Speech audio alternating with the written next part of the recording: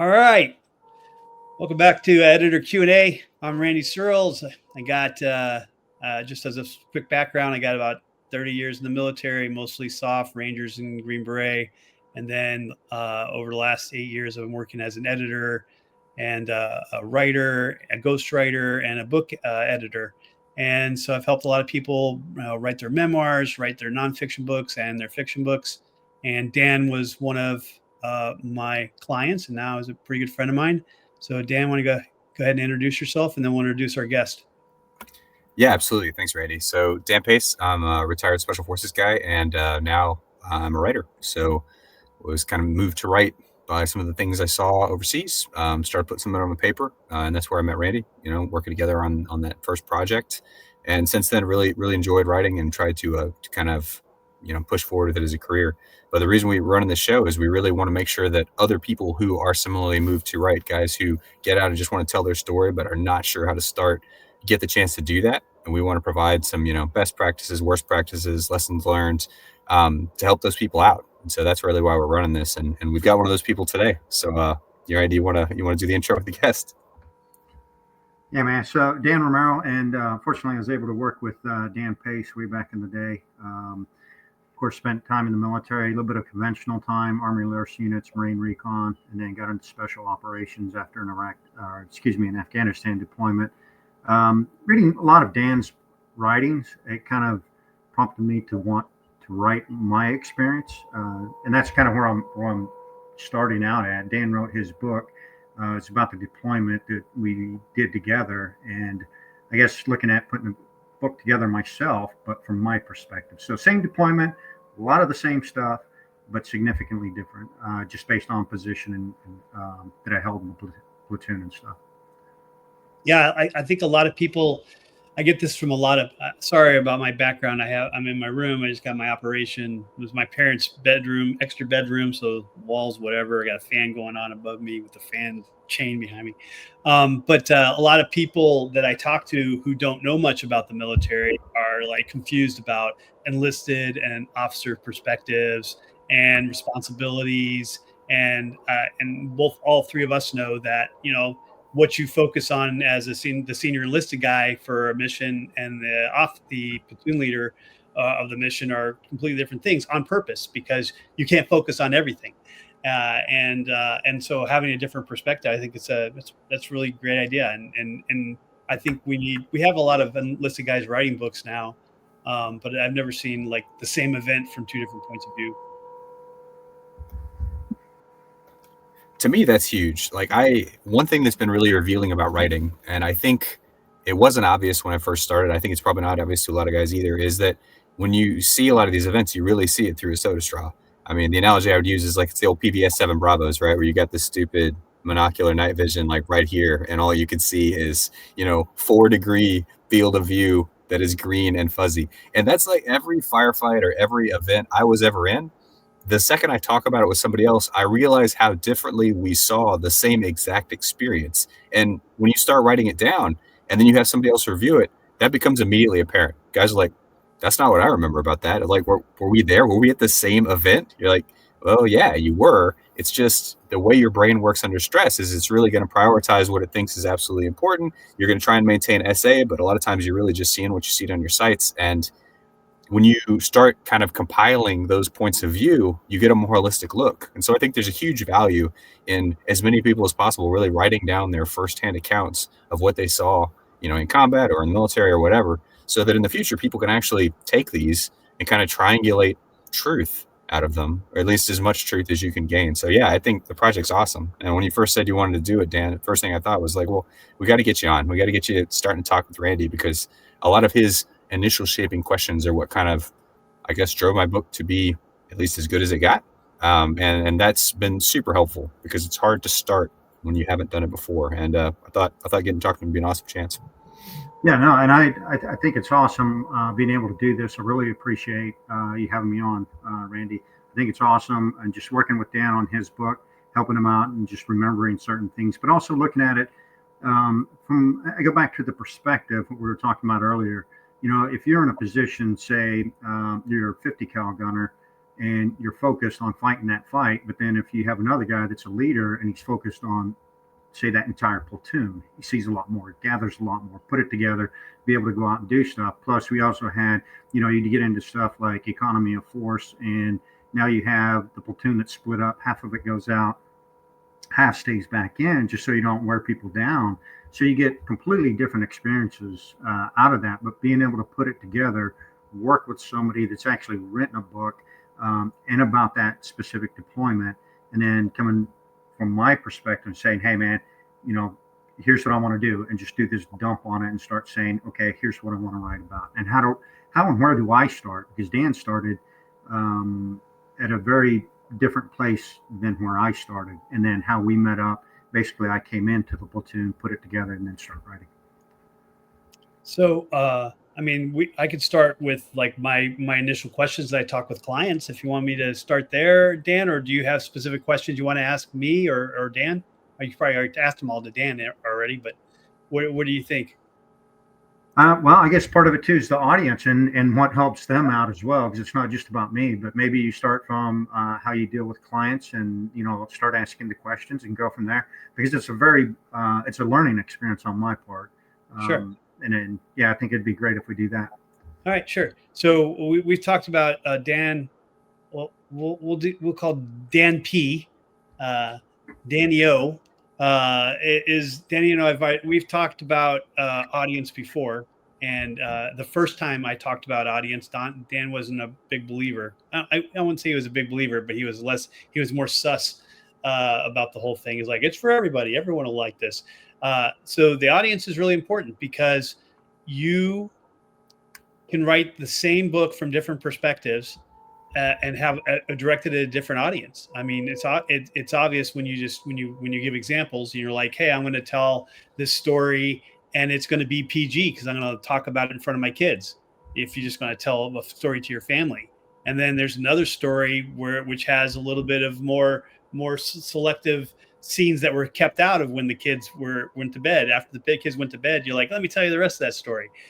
So that it's as simple as that. As when you tell your story, Romero, you got a nickname, Dan? Yeah, we'll go with Romero. Romero's fine. Right. Romero. Otherwise, I'm just going to get confused myself. Yeah. So when you write your story, right, you want especially since you're writing nonfiction, you want the introduction to speak to that audience and say, look, we haven't talked about your book yet, so I don't know anything about it, and we're going to talk about it in a minute. But basically, you want to either inform them or give them skills that they didn't have before by the end of the book. And so you want to, in the introduction, you want to be it's all on the table. You don't want to surprise them. You want to tell them, hey, this is my lived experience in Iraq, and it's not everyone's experience that went to Iraq. It's different, and we learned different lessons. Okay, and you as if you're going to, and so whoever your reader is, you will learn from this book, because what I'm going to tell you in this book is going to apply to your life in some way. Because readers are selfish. The reader doesn't want to read about Romero. Most of them. Your family does. Your friends do. Okay. But the average reader is not going through Barnes and Nobles like, I'm going to go pick up another good memoir today and figure out, what happened to some other dude I don't know. Most people don't do that. There isn't voracious memoir readers. Now, there's probably a few out there, but most people don't do that. They pick up a book because they think that they're going to be moved by it, or they're going to learn from it, or they're going to get some new perspective that they didn't have before, and understand something better. And so you have to tell them what that's going to do. You have to entice them with your Amazon description, with the back of your book in the bookstore, and then in the introduction, which is what they may turn the page to if they pick it up off the shelf. You got to say, hey, this is you. You don't know this because you weren't exposed to it, but you may be exposed to it. And this is what I'm going to teach you. And you have to be very upfront with that, because otherwise they're like, yeah, it's not my book. He's not talking to me. And so and when people say I write it for everybody, it's not true, because I tell this story to Dan before, where this general came to me. He was a 3-star general. He was in charge of the 82nd Uh, um, his name was General Johnson, and he was charged 82nd during Just Cause and Desert Storm. And but he wasn't Schwarzkopf, right? He was a 3-star under Schwarzkopf, and he was in Desert Storm with the 82nd, and had a great career. He went to Vietnam as a lieutenant, or I think, and he went to Ranger School, and he went to Airborne School, and he was airborne all the way. In fact, you know, most of his book is about his airborne life and lifestyle and thoughts process. And he had written this book. It'd taken him a while to write this book, 10 or 15 years. And he gave me the book. It's like, hey, I want to know what's my next steps. You want to edit it? Can you look at it? So I gave it to me, and I read like half of it. And I real quick. And then we had a discussion, and I was like, look, who are you writing this for? Well, everyone will get something from it. Well, sir, that's not completely true. He's like, what do you mean? I was like, is Private Joe Snuffy going to want to read this book? What's he going to get out of this? Because it's about West Point, and it's about, all the, your platoon leader and all what's Joe Snuffy? Is Joe Snuffy going to pick up this book and enjoy it? Is he going to learn anything? Well, maybe it's not for Joe Snuffy. Okay. Right. So is it for Sergeant Smith? What's Sergeant Smith going to get out of it at the squad level? Is he going to learn something from this? Well, there's like one chapter. I was like, so one chapter out of a $30 book is going to apply to Sergeant Smith. Is Sergeant Smith going to be happy when he pays $30 to pick up your book and read through it and finally find that one chapter where he's like, that was good stuff? No, he's not. All right. What about your peers? What about General Schwarzkopf? Is he going to enjoy this book? Are any of the 3 or 4 stars that are in the GWOT going to read this book? Or are they going to be like, I'm beyond this. This was 10 years ago. We're in GWOT. Things have changed so much. We got drones. Had worse. What are we teaching? Yours is a memoir from like soup to nuts of your life. Are they going to be interested in all that stuff? Or do you want to direct this for teaching, I don't know, new lieutenants about leadership, no matter what time it is, timeless lessons about honor and integrity and making good, hard decisions and things like that. That's a book that stands time. A memoir doesn't usually stand time because it's focused on the past, and things change so much, especially in the military with technology and new strategies and things like that. So we had to talk through this before, he kind of became aware that, yes, okay, you're right. It's not for everybody, but who is this for? Who is your book, Romero? Who is your book for? Who will pick this book up in a bookstore and go, you're going to have to tag it on the front cover with the title, the photo, and the subtitle. And they're going to go, hey, that I might be interested in that. Let me see what it's about. And read the back. And then you're gonna have to grab them with the back. And they're like, let me read the introduction. I'm kind of intrigued. And they're like, yep, I'm the guy. I'm that guy. Okay, because otherwise they got 500 other choices, and memoirs just don't sell well usually. So you're looking for those 5,000 people that are looking for their next military memoir, and you have to convince them to do it. So who is the person that you want to learn from this book? And that's the first question. Yeah. And that's a great question and a tough question to answer for all the reasons that you kind of highlighted right there. And I would kind of dovetail off of Pace and what his target audience is. And I think it's a combination of things. I think it's entertainment. I think there is some memoir, and I think there's also some learning, and that would be the leadership side of it. So I think it crosses a number of things in there. And that's kind of what I'm getting out of it right now. Now, I also looked further as I was writing this and thinking about this weekend.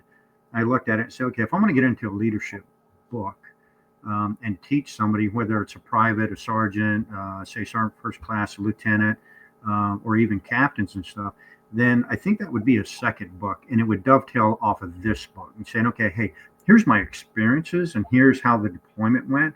Here's the fun times we had. Here's all the challenges that we had. And then turn around and write a second book, and that's dovetailing off of that and saying, okay, here's the leadership based off of that. And then step back a little bit further in when I first enlisted and saying, this is where I learned my leadership from. These are the good and bad leaders. And these are all the different organizations I was in. So that's kind of the direction I'm heading in, I think. No, hopefully that makes sense. So Pace, remind us, who is your ideal audience that we finally decided on? For the current book in Afghanistan, my ideal audience is people who like military history about the GWOT, right? So veterans who served there is probably my number one most common reader, and that's straight out of like Facebook advertising demographic. My most common reader is either guy who served in GWOT or 45 to 65-year-old man who enjoys reading military fiction because it kind of brings him back to where he was. And so I've just kind of wickered my target audience down to that, to say, all right, straight up, guys who want to remember what it was like to be there.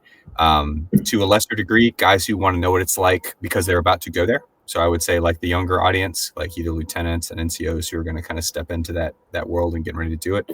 And that's it in a nutshell. I try to make it timeless because I do want it to kind of stand the test of time in terms of like, taking specific events and then generalizing about what it's like in general to be in these situations and kind of the human side of it. But if we're being honest, like that's like my breakthrough demographic. My main demographic is guys who really want to remember what it was like to be there. And to Randy's point, that's a smaller set, and I'm okay with that because that's kind of who I want to tell the story for. So is it? I'm sorry to both of you. Is Romero's book is about Afghanistan or Iraq? Both of them are Afghanistan. So a little bit of background. Yeah, a little bit of background. I was the platoon sergeant of a platoon, and Pace was a 50 cal gunner within that platoon. And that's how we kind of developed that relationship and went from there. Okay. So that was it started off kind of one-sided. The relationship's a little one-sided at first. I feel like mostly I just did whatever Dan said. Like that was pretty much my role. Okay. I think that's all a good start. And then this is all going to go into your marketing, Romero. It's all going to go into like, okay, how am I going to snag them? How am I going to snag them with the cover, the title, and the subtitle so that they're actually going to read what the book's about? And so that's what you're going to have to be really specific about deciding on the cover, having a title that's going to grab them, and making sure that they understand it's about Afghanistan or, GWOT, one or the other. And then making sure that, if you're emphasizing the enlisted point of view, making sure that that's part of either the title or the subtitle too, because there's a different readership for, a senior enlisted, perspective on, Afghanistan in 2020, whatever, and an officer's perspective. That's why we have subtitles of books that says, that say specifically a first lieutenant's perspective or a captain's perspective or an officer's perspective, because they're talking to specific people and they want to make sure they attract those people. Yeah. So real quick on that, because I figured out a title to it, and it's based off of just one of those dumb events that happens while you're on a deployment. And it was with another guy in our platoon, and he was basically walking with some 2 cases of water, and just out of nowhere he trips and he drops these cases of water. And there's bottles of water all over the ground and everything. And I was holding the door open for him. And we both looked at each other, and I just said, "What'd you do?" And that's kind of been with us since 2003, so it's "What'd you do?" Is the title. And the first paragraph, the first paragraph is, hey, it's referencing Pace's book. And it kind of goes into a little bit about that. It's just a very short paragraph. But then the next paragraph is explaining where "What'd you do" came from, and just highlights that, which is going to be later on in the story in the book in more detail. Yeah. So that's an interesting title if you have a good subtitle and a good cover, so that we know, where this is taking place, Afghanistan GWOT era, and we know that what we're going to find inside the book from the subtitle. You can have interesting titles like that, but you're going to have to make sure that you have on the front page, you have to grab them. You have to grab your ideal reader on the front page. Okay. Otherwise they won't pick it up. They won't turn the page. They won't go to the link and read your Amazon description. So you really have that subtitle, "What'd you do?"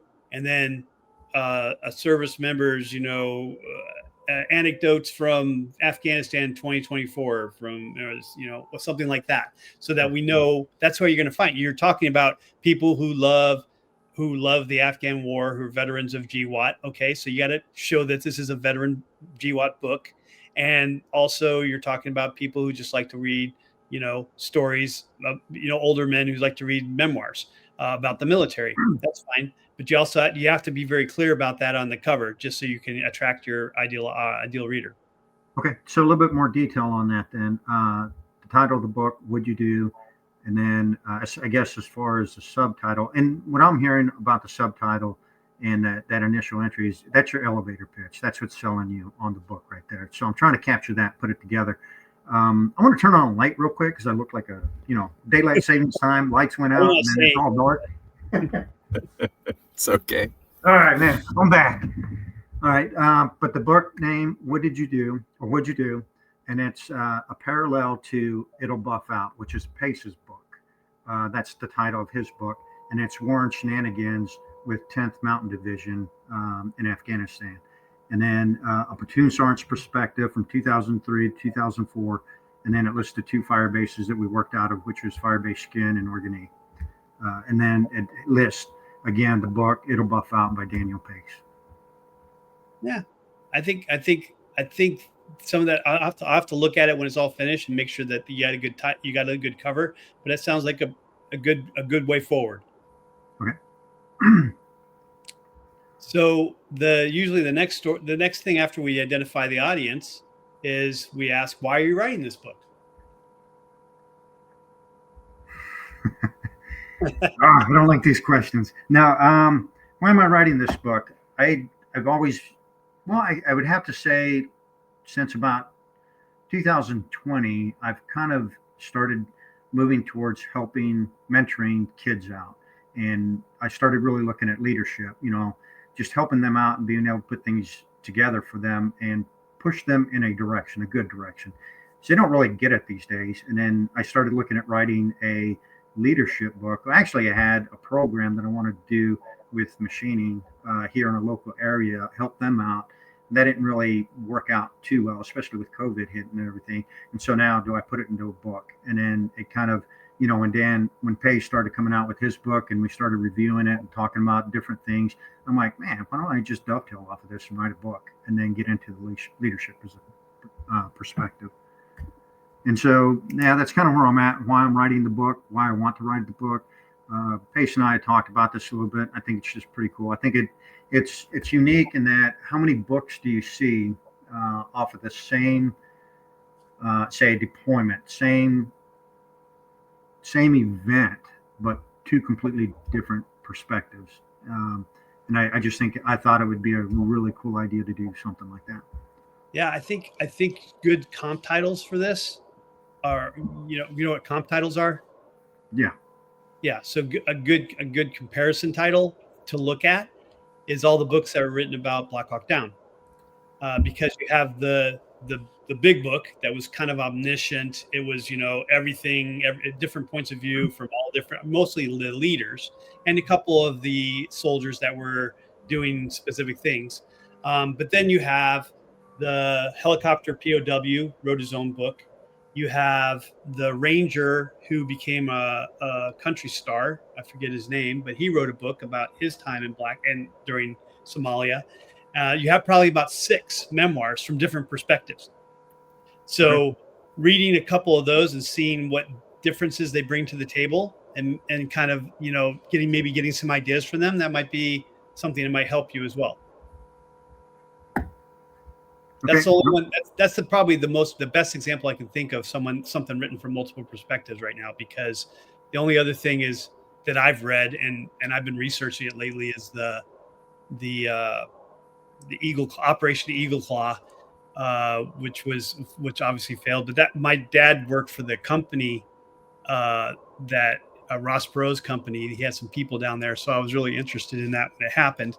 And then there's been like 4 or 5 stories of that. You have the different Delta books that have like multiple chapters about it. You have the Ken, I forget the original one, the On the Wings of Eagles, which was the actual story about it that Ross Perot hired a professional writer to write about it, Ken Follett. And then you have like 3 or 4 other. You have the ambassador's point of view, what was going on in the embassy when everything was going down. So you have, I think it's called guests of the Ayatollah. So you have multiple POVs from that too, which are doing exactly what you two are saying. You know, it's like, hey, this is my POV as a PL. This is my POV as a team sergeant or a platoon sergeant. This is my POV as a 50 cal, and they're obviously, you know, through the straw, completely different things. And what you were focused on and what actually happened, and I can appreciate all that. So yeah, sounds all reasonable. Yeah, that's pretty cool. On a side note, so Dick Meadows, that was a part of all that. His son was actually a LURS commander out at Fort Bragg, and I was in that organization at the time. So Dick Meadows used to go to our unit and have NCO PDs from time to time. So got to meet him, talk to him, hear some pretty cool stories and everything. But yeah, that's bringing that up. I was just like, wow, that's pretty cool, man. That's really, you know, I don't know if I can't remember if I told you this, Pace.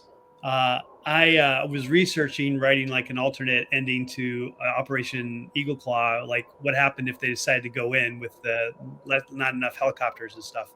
And I was trying to put a story together. And while I was researching it, everything I ever said, like I know the people from my dad's company that were captured. I know their children. And I went to one of the guys' funerals, one of the guys that went in to rescue his friends with Colonel, what was that guy from Vietnam that did the POW rescue? Bull Simons. Bull Simons, right. So Ross Perot, like, you know, got Bull Simons to lead the rescue for his guys out of Iran. I don't know if you know this, Romero. There's a single sentence in the Wikipedia on the Wings of Eagles on the Wikipedia page that says Meadows was rumored to be a part of that rescue too, but I've never heard anyone mention it in person out of all the people I've spoken to, and no one, there was Bull Simons there, and there was like these other 3 guys that were snuck into the country to help bust them out of the prison they were in. And no one's ever mentioned Meadows, but it would make such perfect story, and it would make perfect sense that, you know, later on he would do the recon for Operation Eagle Claw into Iran for those guys if he'd already been there and helped those other guys out. That would make perfect sense, right? Yeah. There's a lot of background to that, a lot of really interesting background to it, and to hear it, you know, from, you know, the actual source himself, it's just really cool to see that, and then, you know, to experience that. And it's just it was like when you first meet them and everything, you start hearing these stories, you're like, wow. And you read books about them, you understand that, you get briefings on them and everything, because, you know, historical, and just how do you know, a lot of it is tactics, TTPs and stuff, and what they did and how they did things. So yeah. All right, well, I mean, how much have you gotten written? So I had up to 10 pages, and I was kind of doing snapshots and sending it to Pace for him to review. And he's like, hey, that's good, but you kind of write more like it's a sit rep, because that's what I'm used to writing. You know, it's very blocky and very, don't laugh at Pace. No, but it was really great advice and everything, because I do catch myself doing that. After, you know, say 25 years in the military, you're used to writing a certain way.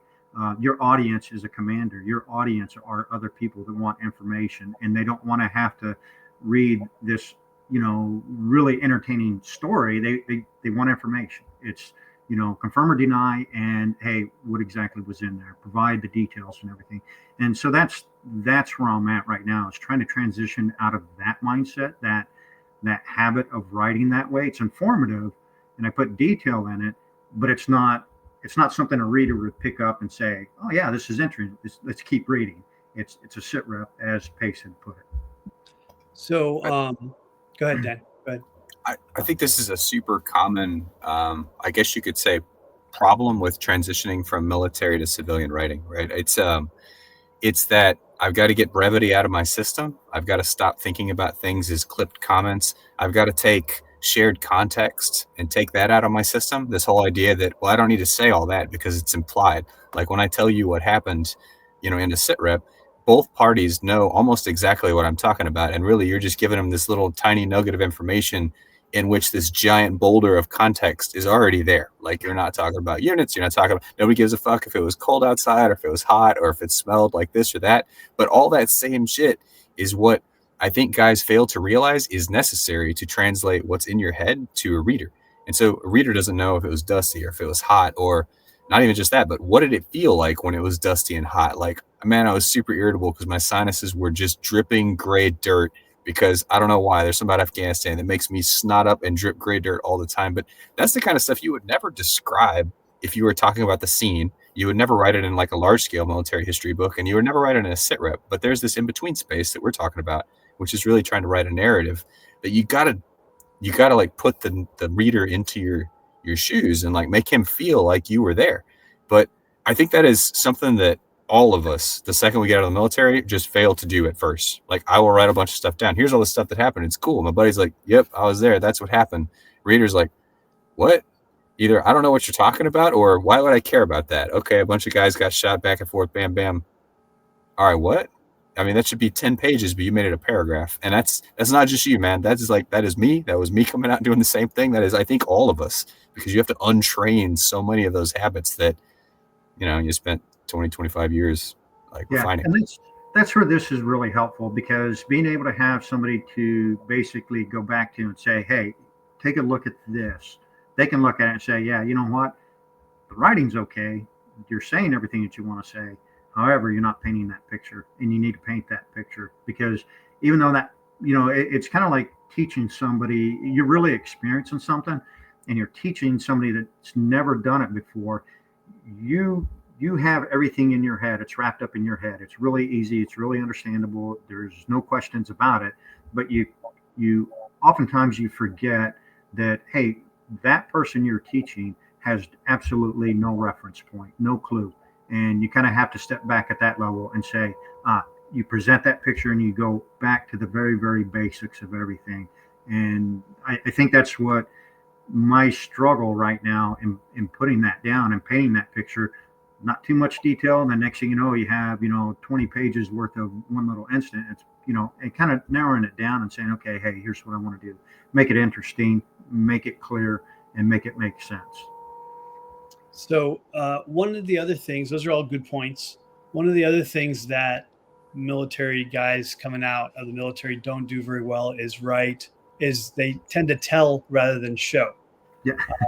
And so you end up telling all the things that happened, but it's not as exciting as if you put the reader into the driver's seat, for lack of a better word, with the protagonist, and they were experiencing it with the protagonist. And this is, it's hard to do. It's a skill you can learn. Don't get me wrong. And I do that. I teach this. And also, Romero, we can talk offline, and I can give you a couple classes to help you on your way that direction if you'd like. But basically, not telling the thoughts so much and the feelings but showing them in what he does and how he reacts to different situations. And this means you have to really think out the scenes, the pieces of the scenes that you want to show the reader, so that there is an element of that you can show, right? If you want to show conflict. You don't want to tell the reader, hey, I went through here and I did this and I did that, and then these guys screwed me over, but I said whatever, screw off, and I went and did this and did that. That's just very narrative, and it's chronological, and it's just one thing happened after another. There are no consequences to actions. There are no hard decisions to make.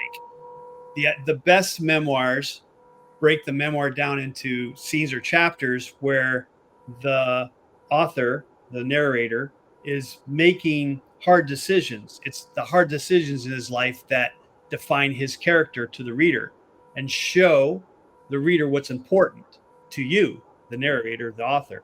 Okay. When you make hard decisions, given difficult situations, then I understand, without you telling me, I can see by what you've shown me what kind of person you are and what's important to you. And then that kind of filters throughout the rest of the book. Yeah.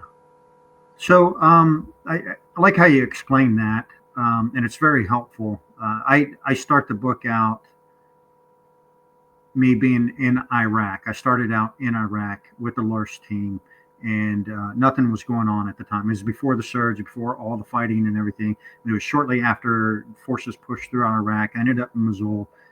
We were basically guarding the cashiers where they're handing out cash at parks and everything, and also setting up stations where people could basically come and exchange their propane tanks for cooking and go. And so I'm trying to show that boredom, that like, okay, great, we pushed through Iraq, nothing really happened. It was quick, easy, and there was a couple of incidents in it, but I don't want to get into the Iraq thing. I just want to show that boredom, and then the conflict with the leadership saying, hey, I want to go back, redeploy to the States, because I heard 10th Mountain is sending people to Afghanistan and they're fighting currently.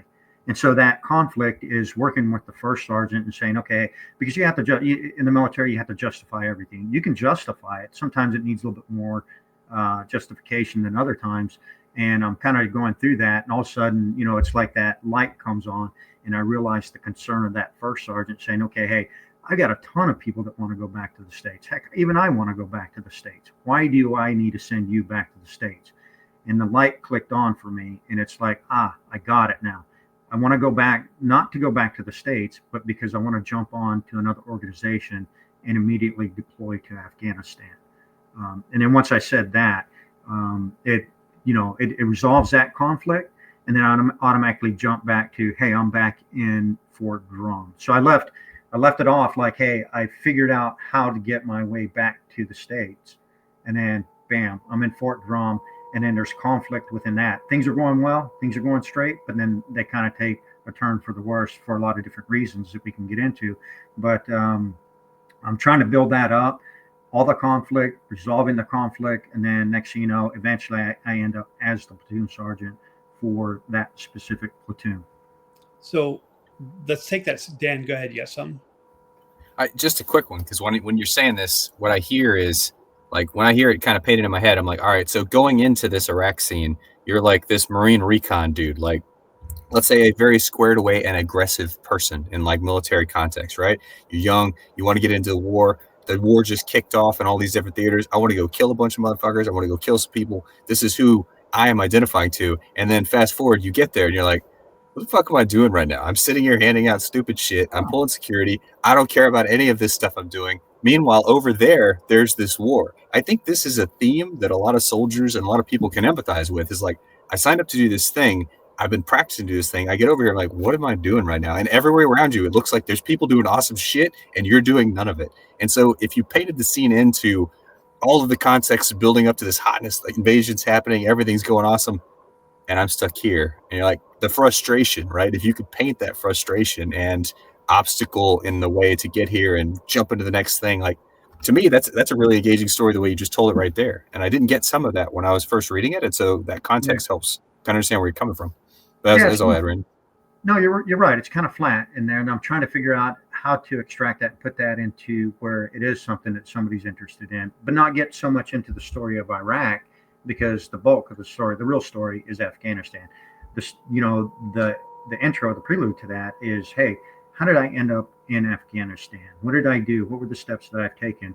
A little bit more context behind that story is I immediately redeployed to Fort Drum.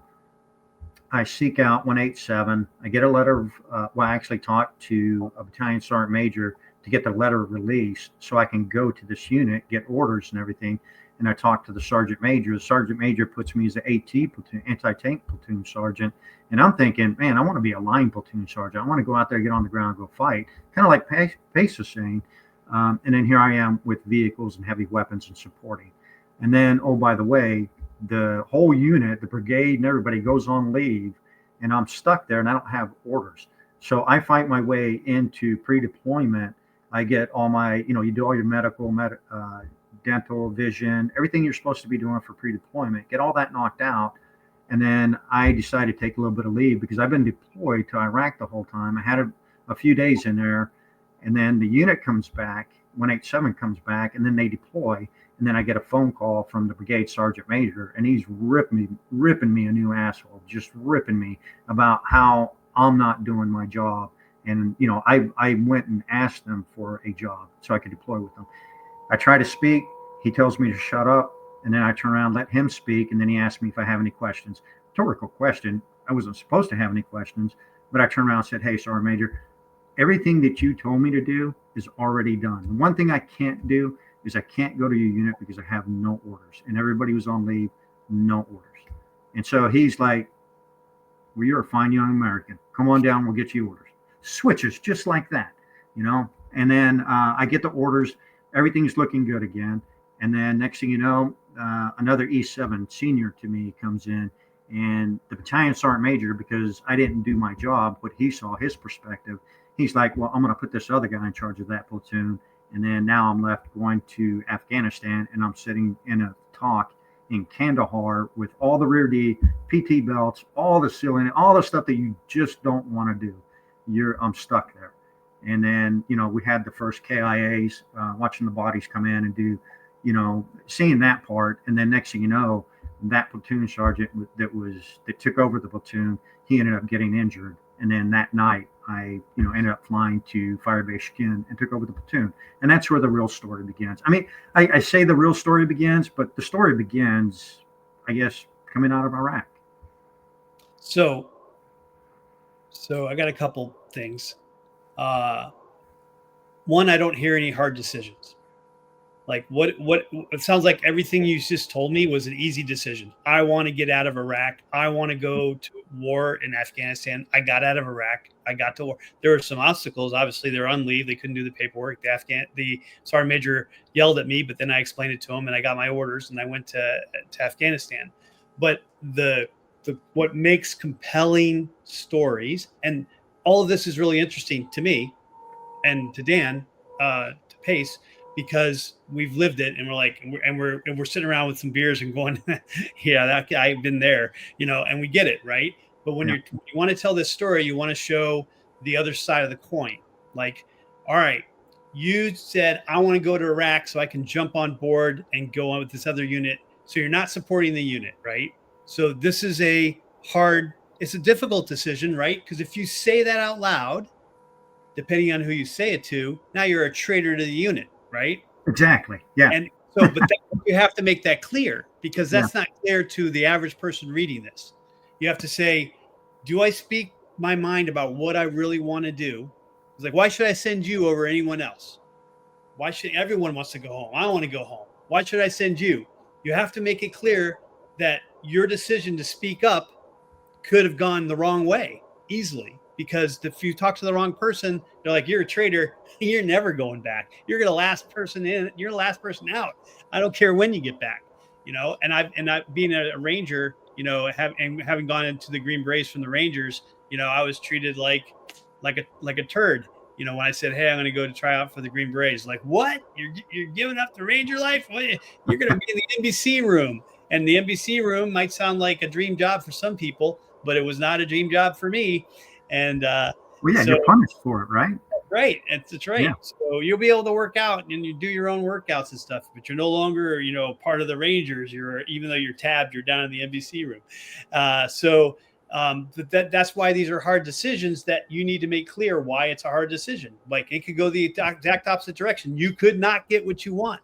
And so that's what makes compelling stories, is you're making a decision. You're showing agency by making a decision. This is the kind of person you are. This is your character. Like, hey, I may not get what I want, but I stood for what I wanted to do.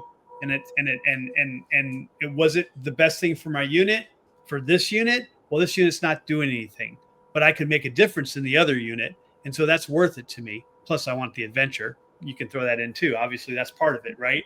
But it also depends on your maturity, right? Because once you get to a certain level, then all of a sudden you're about, I can make a difference there, as opposed to when you're younger, you're like, I can do something cool over there, because that's also about choices you make in maturity as you go along and through the ranks in the military. And the same thing is when you get back and you have to, we had this discussion with Dan through his first book, and it was really difficult to find these scenes. But when you find these scenes, they're really good. There's some scenes in Dan's book that are really, really good because there's really hard decisions that have to be made that have consequences. And that's what you need to show. You need to show these hard decisions that you have to make. You have to show the pros and the cons of why it's a hard decision and explain it to the reader.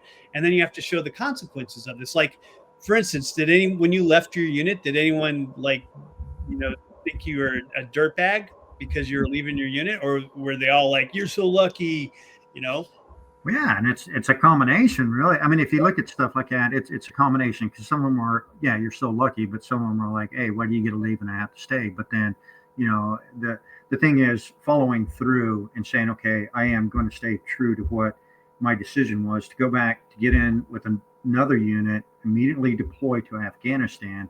And that's a hard decision. That's something that you look at. It's a hard decision on many different levels, just even the personal level, where you come back off of the invasion of Iraq and the family's looking at it. Oh, you're back, you're safe. And then next thing you know, that's the best piece right there, right? You're making, I don't know if you talked to your wife before you made this decision and how that conversation went down, but that might be the best consequence of the discussion, right? Of like, hey, I've been here for so long, but we're not doing anything. This is boring as hell, but I'm not with my family. I'm going to go home. I'm not going to spend a lot of time with my family because I'm going to immediately go volunteer for this other unit that's going straight to Afghanistan. And now I'm going to be gone for twice as long, but I'll be doing what I'm doing. But how will that affect my relationship with my family and my kids? How's that going to affect with me emotionally, internally? And these are the consequences of your decision and of not spending time with your family, but also getting what you want. And these are the pros and cons of the decision you made. So then if I'm, and that makes sense to me. So if I'm writing this, because a lot of it, there are a lot of decisions in there, especially on that initial part of the deployment decisions.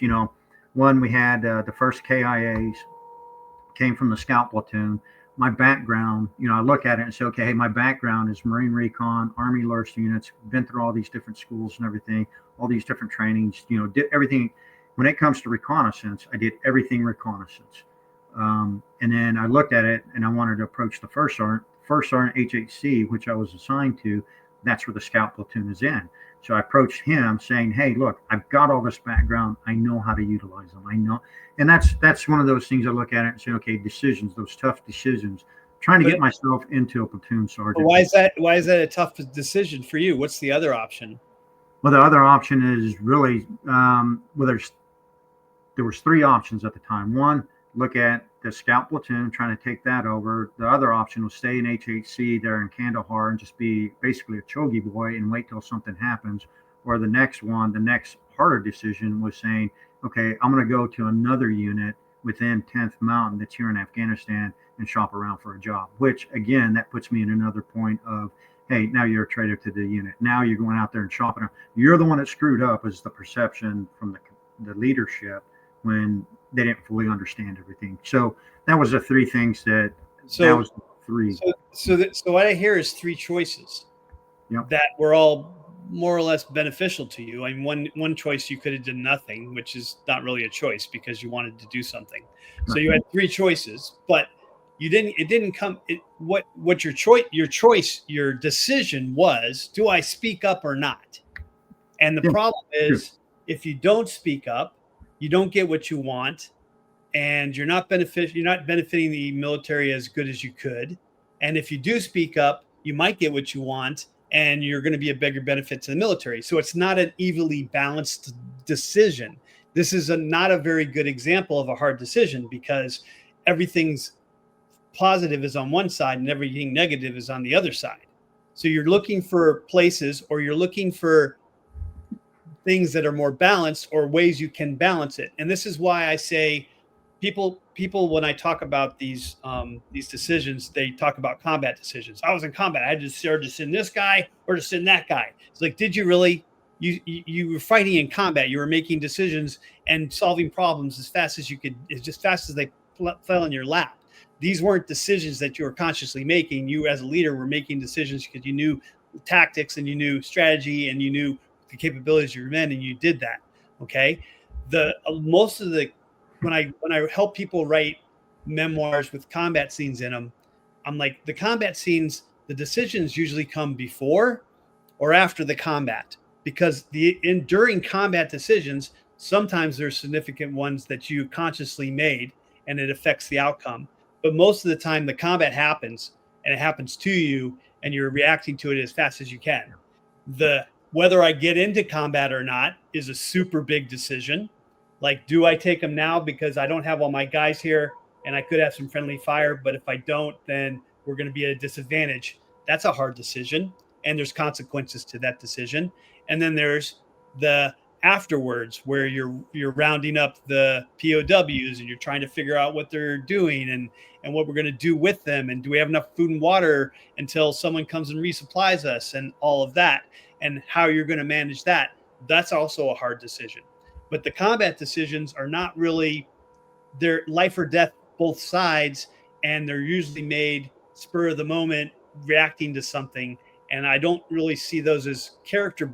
They're not usually character building decisions, because you're already in combat, and you're just doing whatever you were trained to do with what you got. Sometimes I'm surprised, and some people come up with some situations like that. But the majority, I'd say 80 to 90% of the combat situations are not difficult decisions, because they're what we were trained to do. It's whether we get into combat and it's what we do after a combat or end up being the consequential hard decisions that get people in trouble. Yeah, let me offer one more perspective too, because I think you could honestly take a lot of what you're discussing right now and also pile it into a kind of prologue, a condensed prologue, and use it to set the conditions of, like, you open up with, I am a frustrated dude in the JOC in Kandahar. You kind of lay out the backstory of how I got to this frustrating point in Kandahar. I was going in, I was going to take combat. I'm going to take it. No, another guy came in and stole it. And then you're like, here I came here. Here's how I got here. Here's how I got this long. Because then you're painting a different thing. Instead of having this meaningful decision, you're setting the story of yourself as being the frustrated guy who's taken this long and fairly difficult road to get from Iraq to New York to here to go to combat. And you're sitting here with your thumb up your ass at Kandahar, and you're like, what the fuck? And you end the prologue with kind of the cut of, like, hey, Romero, pack your shit. You're going to Shkin. And you end up with, I think, a nice way to define who you are. Because you got to, like, the reader's like, who's Dan Romero? And you're like, I'm a goddamn combat junkie. I wanted to be from Iraq. I wanted so bad to get into combat that I went all the way from another fucking theater to this theater because the combat I was in was shitty. And you're like, if you paint out that scene, you can communicate who you are. And then when you get into because, like you said, you don't want to focus on this too much because this is all, like, really backstory. A prologue is a good way to do that, define who you are, and then kick the reader into, like, wait, what? What the fuck just happened? Somebody guy's life shut off and you're taking over after all that. You weren't going to do it and now you are. And so I offer that as another way to kind of do this, to really bring the reader into the story. Yeah, I was going to mention that too, Romero, that maybe this isn't the start of your story because your story is about Afghanistan. So if you do that kind of a summary of why you're in this situation in the prologue, like Pace says, then you can just leap into the Afghanistan and Shin story.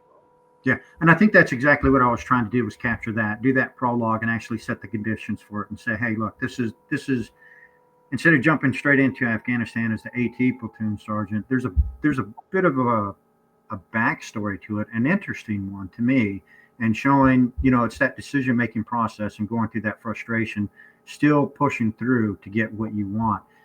Unfortunately, somebody got injured. And that's what put me as that platoon sergeant. And that's where it really ties in with Pace's book and everything.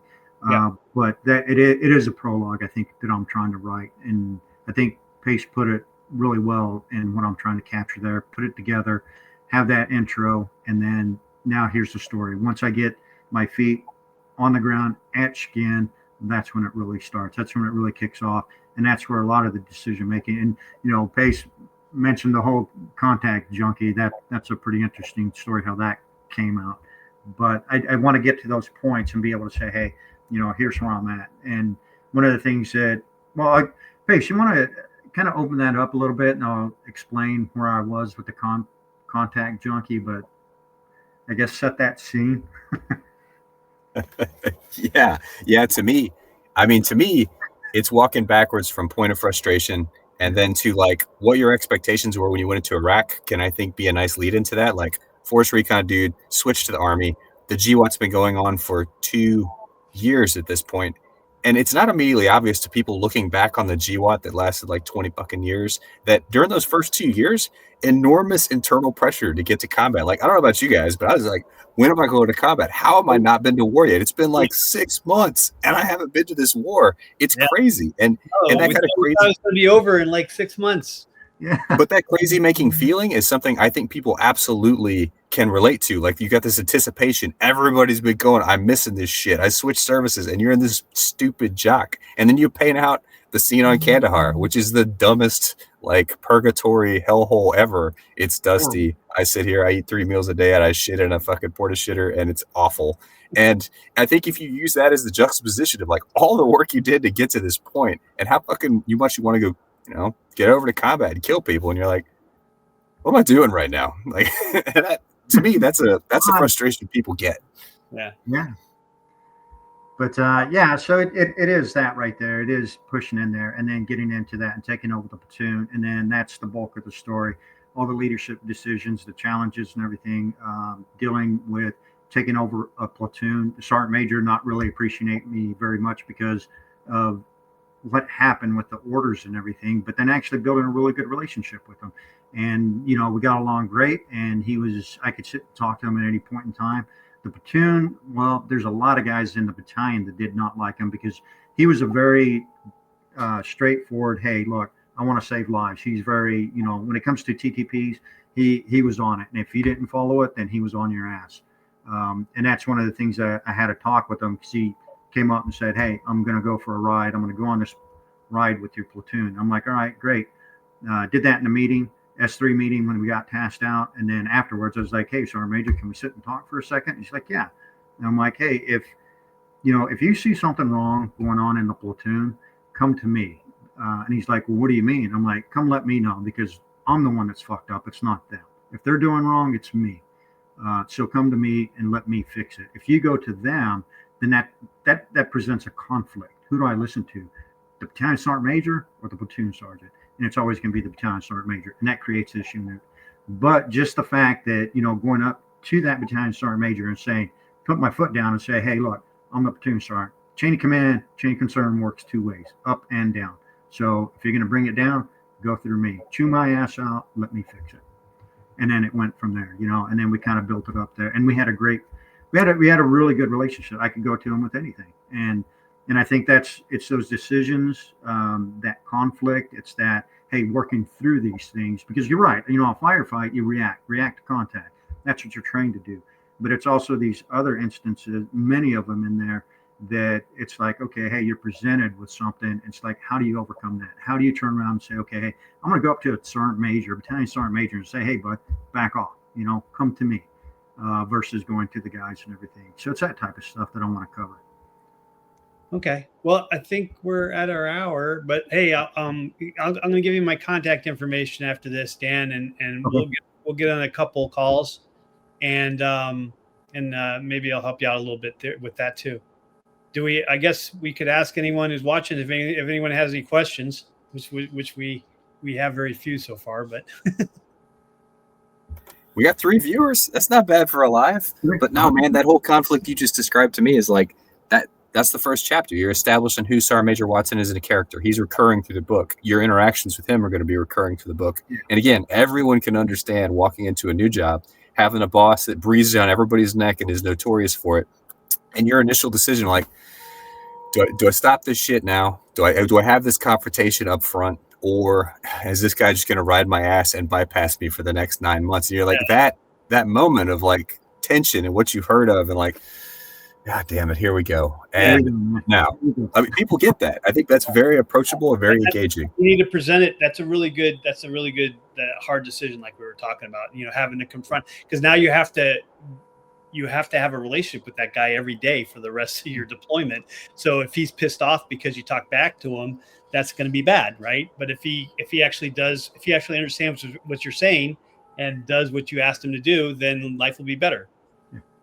Well, no, there's multiple levels within that short little vignette. Really, if you look at it, it's a battalion sergeant major, being addressed by a sergeant first class, but then it's also a sergeant first class dealing with his, hey, that's your career really. But then it's also the platoon and taking care of the platoon and making sure. So you have a lot of different levels in there, and that's why I want to bring up those type of instances. Yeah, I don't think there's enough books out there that kind of emphasize the enlisted part of everything. Yeah. I think I'll end with this other story that most people don't realize, that officers actually don't have a lot of special skills. Whenever I watch a movie, it's always this major or lieutenant colonel sniper out there by himself, taking out bad guys.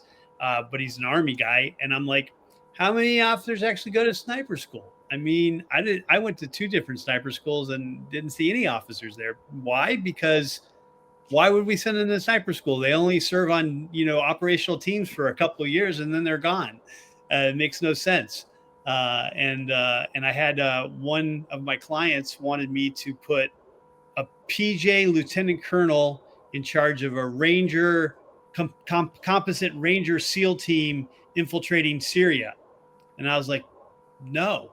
And he's like, what do you mean? I was like, no, you can't do that. He's like, well, the lieutenant colonel outranks everyone. It's like, well, first of all, there's no such thing as a lieutenant colonel PJ because they're all enlisted. And he's like, what? Who's in charge of them?